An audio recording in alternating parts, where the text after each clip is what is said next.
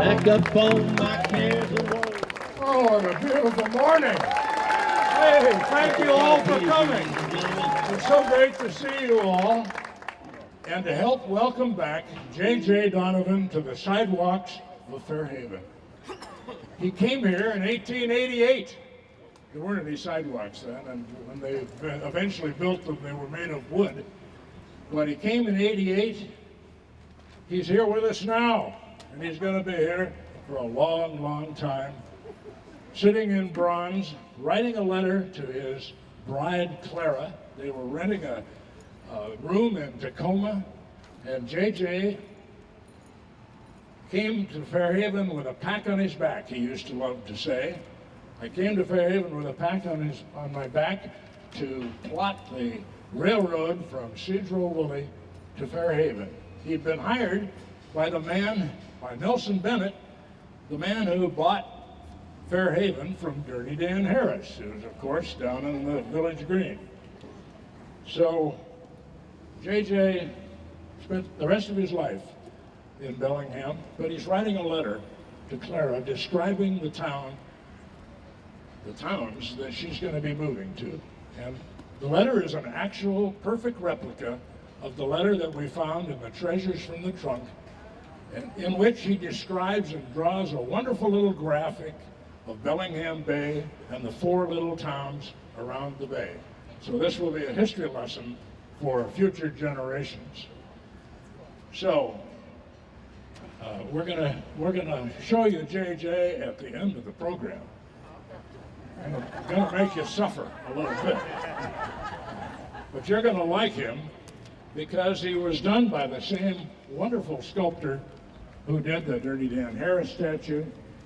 And before I introduce him, I've got to tell you that this is kind of an amazing story. Well, here he is, Bob McDermott. Bob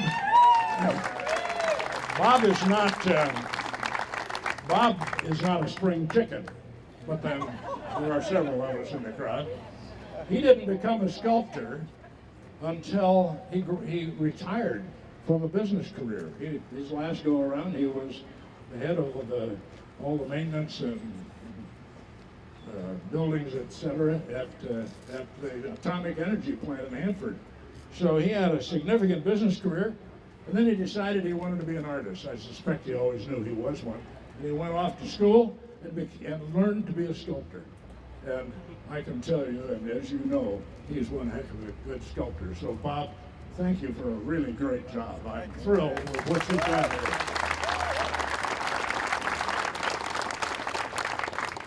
So this is kind of a reprise. This wonderful statue is being given to the city of Bellingham by the Fairhaven Village Green Committee, that same group of citizens who made the Fairhaven Village Green happen, in partnership with the Whatcom Community Foundation, that great philanthropic organization in our city.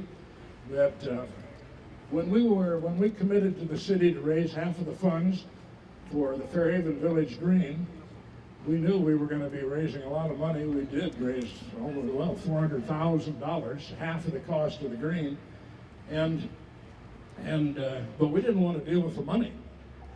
We needed a subchapter S organization, and we needed somebody who could competently account for and manage the money. And we found that in a partnership with the Whatcom Community Foundation. They've helped us there, they've helped us here.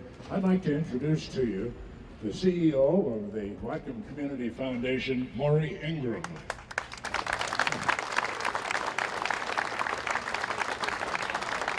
Thank you, Brian, and good morning, everybody. Thanks for spending a little bit of your Sunday morning with us. Can you hear us, Gail? How's that? A little better?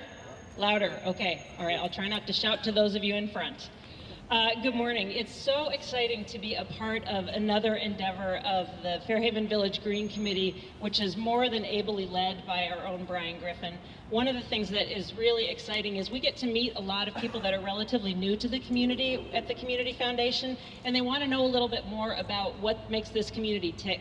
And one of the wonderful things about what the Fairhaven Village Green Committee has done is to pop these little bits of history up throughout the community, and particularly here in Fairhaven, which is really exciting. And those kinds of partnerships involve the Watka Museum and a lot of other folks in the community. So part of what we get to observe is that it's terrific because we get to hear about the formation of a community like Bellingham, and also we get to help chronicle the history that gets made today and the history that gets planned for tomorrow. So we're really grateful to be able to be a partner in this work, and we hope to be able to do much, much more of it in the future. So thank you, Brian, and to everyone involved. Thank you, Maury. We couldn't do it without your great organization. I want to tell you who belongs to the Fairhaven Village Green Committee. It really isn't a committee. I hate committees. It's a task force. Everyone on this task force had a particular skill that could make the green and these kind of things happen. So Chuck Robinson is a member, and Chuck is off riding a bicycle 90 miles today, if you can imagine. And there's Kate Weisel. We'll shake your hand, Kate. Kate is a member of the committee. Charles Onion, is he here? Well, then I can tell this story. When I first met Charles Onion, spelled onion, he told me, yes, I used to be head of the Garlic Festival down in Eugene. What a name. Nice, great guy, though. J.C. Hickman, and J.C. and Mary are traveling, and Howard and Barb Evans, and I don't see them here either. But they are the people that made the green happen. And you need to know that this statue, Bob McDermott and the Foundry don't work cheap. These things are expensive. It cost $55,000. And it was all donated by about 140 people. And every one of those persons is recognized by a paver in the park, in the green, or one of the stones around the pergola. And and each one of those pavers and stones has the little insignia, the little oval insignia, JJD, J.J. Donovan, on it. So you'll be able to thank those people that made this wonderful statue happen. Well, so before you can do this kind of thing, you have to run the gauntlet of the Bellingham Arts Commission. They get to decide what kind of public art gets put in Bellingham, and that's a good thing. And we are delighted, I am delighted to introduce you to the chair of that Arts Commission, responsible for looking after the 88 pieces of art in the City of Bellingham collection, and who will be responsible for taking care of JJD over the years. Alex Wiley. Alexandra, actually. Hey everybody, thanks so much for coming out. This is just absolutely spectacular. We're so pleased that Bob is here to do this again. Another beautiful piece to join FX Larrabee and Dirty Dan Harris, all here in Fairhaven. These guys all get to hang out together again, and that's magical. The Arts Commission is very pleased to work with the community that brings together the funding and the creativity and the effort and time and planning to give us pieces like this. This does nothing but enhance our community. It makes it a more beautiful place. The whole of the city is benefited by art all over the place, and I just want to thank each and every person personally involved in this, monetarily involved in this, and in particular I want to thank Brian Griffin for really having the drive, the generosity, and the capacity for research to make things like this happen. So thank you on behalf of the Bellingham Arts Commission and the City of Bellingham. Thank you. Perfect. Well, you know, this whole Donovan experience has been remarkable. I've always heard the term the luck of the Irish. Well, I think there is a truth to that. I have to tell you this story. Last night, my wife and I came down after dinner and took a little walk down the road, and then we came back, and I kind of wanted to make sure that JJ was still covered. And I was standing here, and a couple of nice ladies came up, and the lady said, "You know, I'm a Blodell." Blodell Donovan, that great partnership that brought Bellingham into the modern world with the world's largest sawmill, et cetera, et cetera. So we have a lot of DNA here today. And we have both, I'm so thrilled to be able to say we have both Blodell and, of course, Donovan DNA. And I'm first going to introduce the Blodell DNA. Marie Blodell, would you step out just so people can see you? And her daughter, Linda Evans. Can you believe that they would just show up? Well, now it's especially fun to introduce Donovan's great-grandchildren of the Donovans. All the way from Michigan, some of them. First, Ellie, where are you? Ellie McElroy, would you step out here? Maybe you'd like to say a word or two, Ellie, just because you're a long way from home and nobody will ever blame you. Thank you for all coming today and celebrating our great-grandfather. History is so important, and especially for Bellingham, since this is where our roots are from, we're quite honored, and thank you very much. Thank you, Ellie. Ellie is, those of you who went to the Watkin Museum exhibit, Treasures from the Trunk, may remember seeing the home movies that were in the small room there, and there was a lovely young girl, about 8 or 9, and that was featured in those home movies. That was Patricia Donovan, their mother.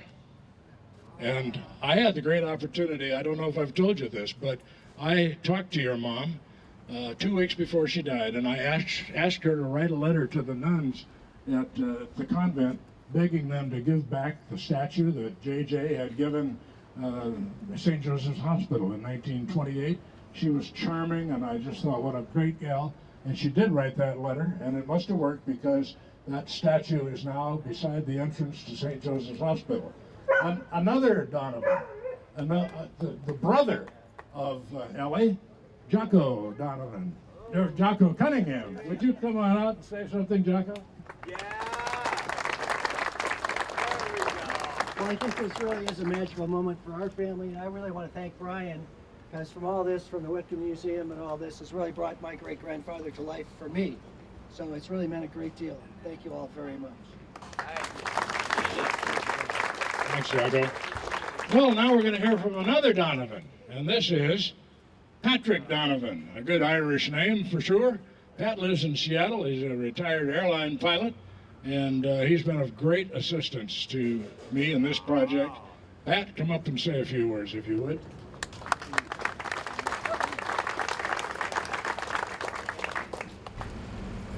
Public speaking is not really my thing, and I was really hoping no one would show up.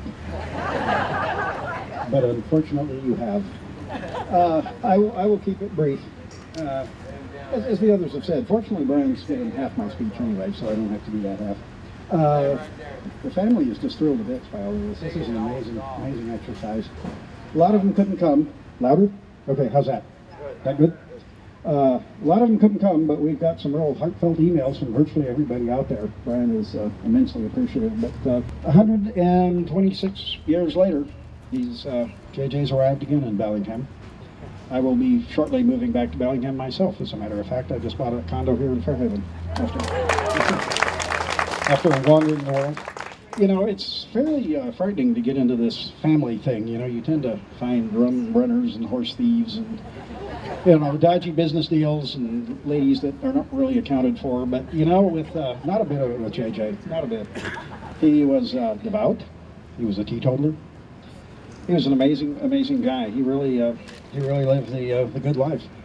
He actually, when we dug into this, we learned a lot of things. I think we all did that we didn't know. He was a hopeless romantic. There's poetry, even haiku, Japanese haiku, written to Clara, his wife. A couple of incidents that Brian brought up was when he was a young lad bringing the engineering the railroads through the pass.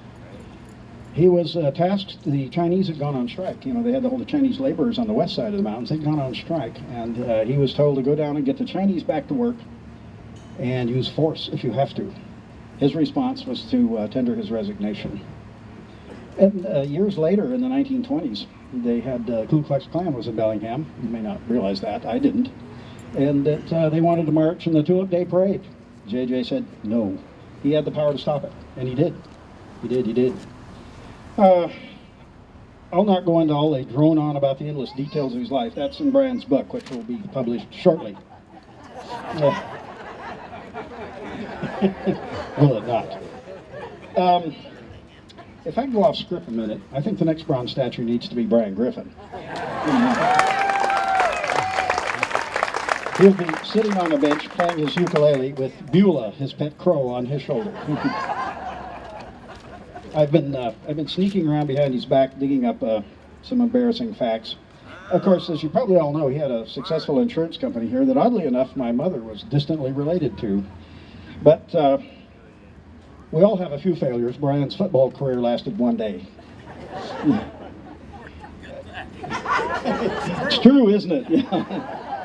Surprise. He was kind of the lead bugle in these things we've been talking about. The farmer's market, the square over here, the Dirty Dan statue, the Larrabee.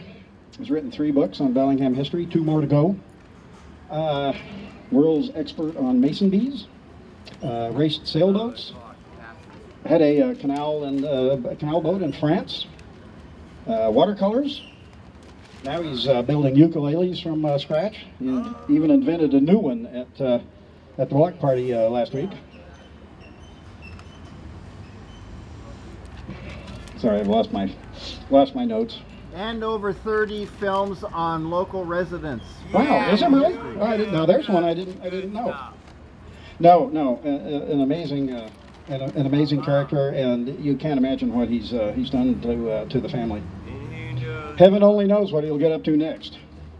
But no, that's all I've got to say. I'm just immensely proud to be 1/8 of JJ's DNA, and this is a wonderful event, and I'm so glad I lived long enough to see it happen. Thank you very much. Thank you, Pat. Don't run too far off. I have another job for you. By the way, we've only touched on J.J. Donovan's amazing story. If you want to get the whole story, I'm here to tell you, I happen to know that Village Books has 10 copies of Treasures from the Trunk, the catalog from the exhibit, and available. Okay, well, so we're getting very close to seeing JJ, but first I want to introduce to you our great mayor.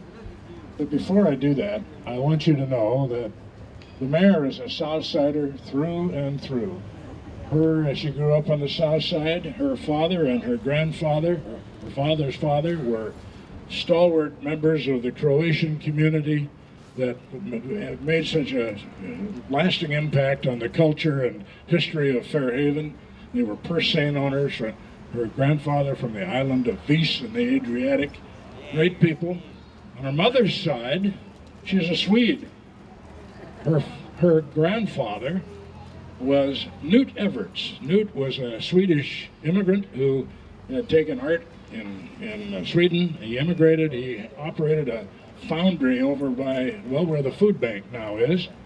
And Everts made wonderful cast items, including the tulip fountain that's in the Fairhaven Village Green. There were, when I was a kid, when Kelly was a kid, there were a dozen or more of those all around the town, and one of them used to stand right over there on the corner in front of what's now Tony's to provide fresh water drinks to the folks riding the trolley car that came down 11th and then up the hill. So I'm happy to introduce to you our mayor, Kelly Linville.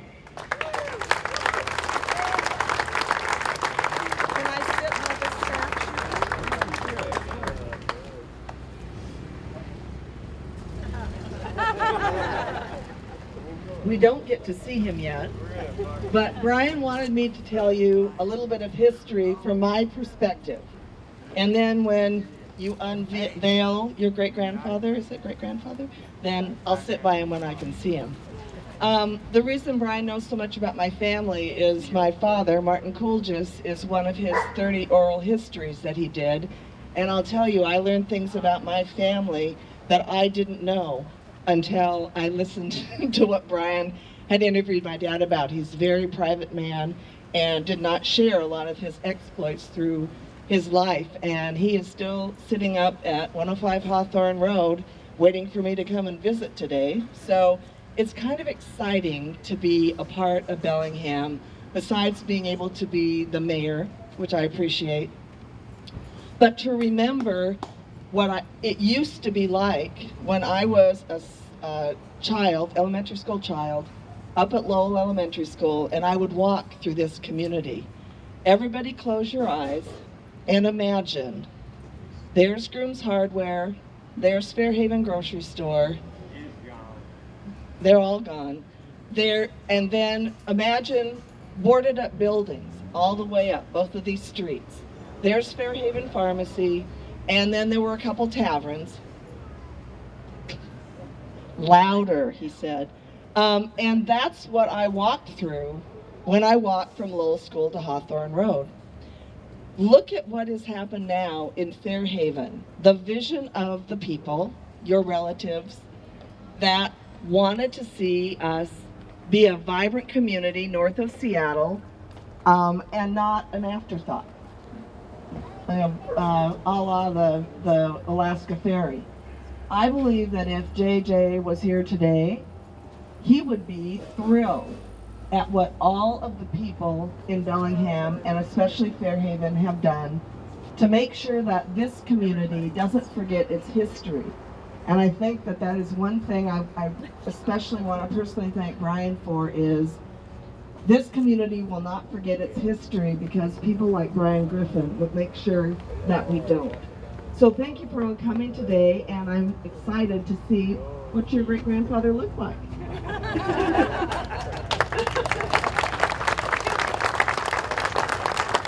Come on, Pat. Let's unroot this fella.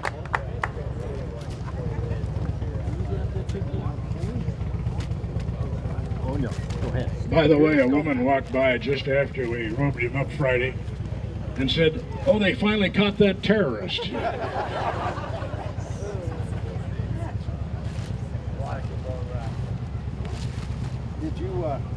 Did you get this rope on sale? I got it. It is on sale at Hardware Sales.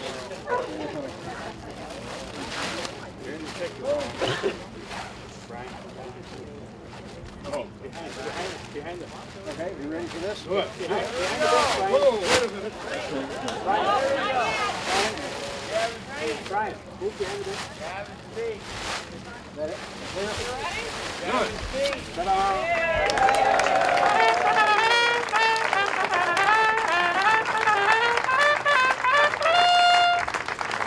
I'm here to tell you, we have lots of pictures of J.J. Donovan, and this is J.J. Donovan at about 35.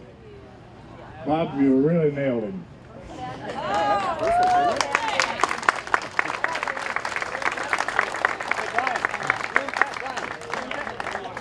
Somebody suggested that we read the letter. Well, this is the second page.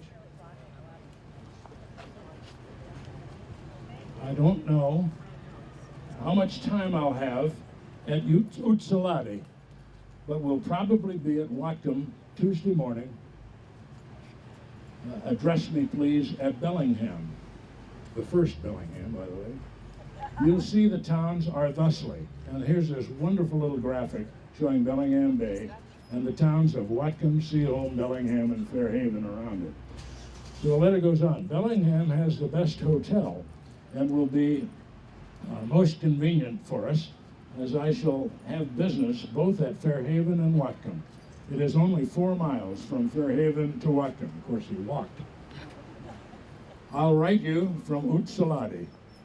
My roommate, old Smoky Smith, has retired, and I won't disturb him longer than to say I love you my own dear heart more than ever before, and it is almost as hard to leave you as for you to stay. Yours faithfully, Jack.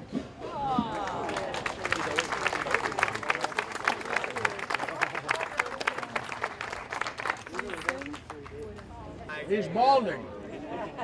I hope he doesn't get a sunburn. There you go.